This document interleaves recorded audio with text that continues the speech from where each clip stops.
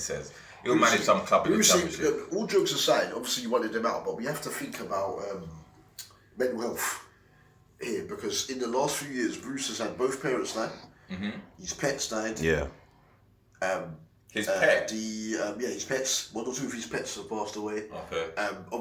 The parents was the most obviously important thing, and then everything that went through in regards to the fans, the abuse he was getting when he was at Aston Villa. Didn't someone throw a cabbage at him or something? Right, yeah? They threw a cabbage at his head. And all these other things that went on. Took the Sheffield Wednesday job. Was actually doing quite good at Sheffield Wednesday, but then obviously Newcastle came calling, and then obviously he took the Newcastle job.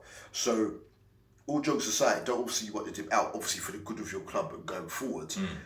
We do have to sit here and realise that these people are human beings at the end of the day, and this guy's done a lot, and he was asked by Ash, because if you think about it, the reason why they wanted him out is because they didn't like the instructions that he'd been given by Ashley, because Ashley's wanted him to maintain, but Newcastle know that with the fan base that they have, with the money, if they actually bring it up that they could have and whatnot, that they could be much bigger than they actually are. They don't want to be just maintaining and just surviving in the league. So in terms of what he's been asked to do by the board, Bruce actually did it. But they wanted more attractive football as well, which is another reason why they wanted him out. You know what I'm saying? So he's not, in their eyes, he's not done much wrong. You know what I'm saying?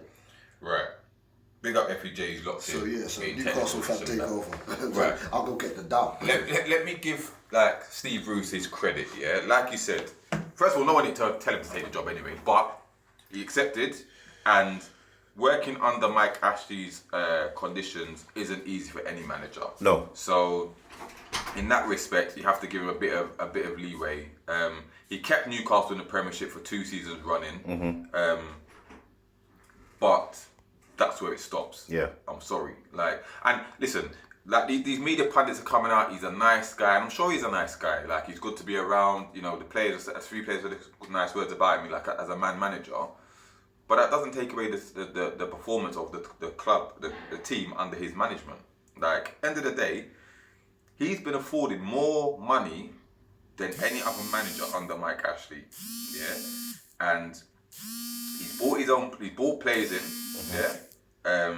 And they still haven't performed. Yes, he's responsible for bringing Callum Wilson and St. Maximin. Got to give him credit for that. Yeah. But that team that he's got there should not be performing the way they are. And the problem is Newcastle had no identity under Steve Bruce. Under Rafa, the football wasn't great, but we were hard to beat, defensively solid. Yeah. And we could grind out results. I guarantee if you look at the wins that we've got under Steve Bruce, 80%, maybe 85% of those wins were undeserved.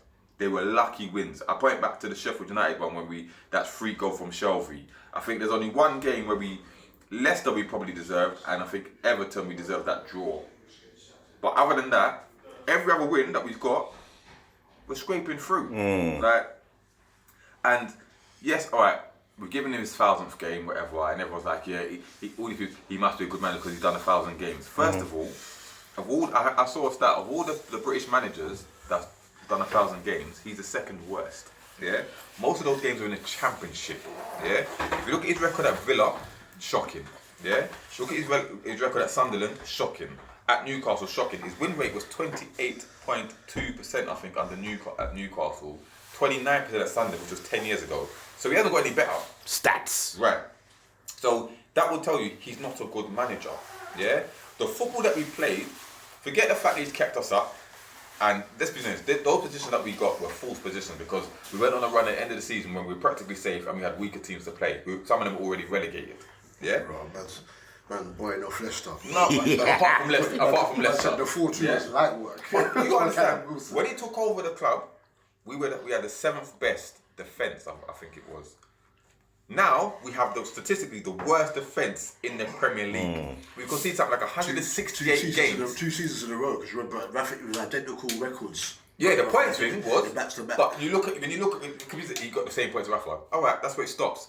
No, points. I'm saying that you were saying they were 7th best defence. I'm saying 2 seasons in a row. Yeah, under Rafa. Yeah, under Rafa, you had the worst defence in Premier League since then. We've conceded 168 goals or something like that. Wow. Yeah. He's won 7 games in 38. That's relegation form, yeah? Regardless of the takeover, he should have been gone a long time ago. And all this abuse he's been getting from the fans, you've had a whole season out of St James's, bro. Yeah, so you ain't have to see no abuse. Yeah, you've only seen a little abuse on social media, and let's be honest, every manager gets abuse on social media. I'm sorry, it's not right, but it happens. So you're not nothing special. You've alienated the local press. You banned them from interviewing and stuff like that. You made a rod for your own back. And if we wanted him to fail, no one, what fan is going to want a manager to fail? Because whether you like him or not, you want your club to win games. So no one didn't want him to fail.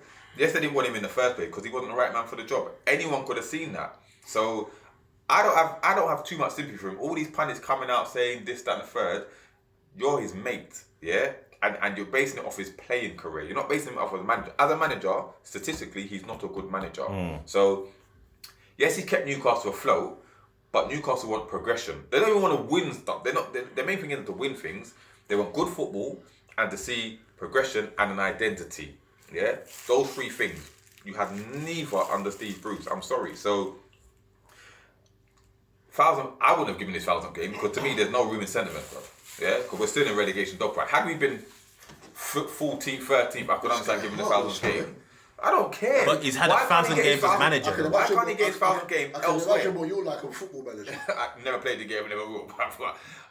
Why can't he get his 1,000th game any other place?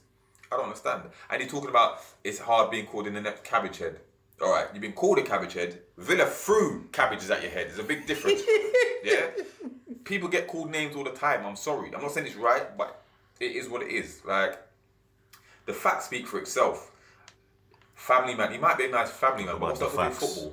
What has that got to do with football and how you perform as a manager? I'm sorry, it doesn't correlate. It don't correlate. So to me, I'm glad he's gone. I weren't the one of them was hounding him out or abusing him, but I'm sorry, you shouldn't be the manager of our club at this present time. So you should have never been the manager of the club. So for me, that's it. Like, there's nothing more to be said.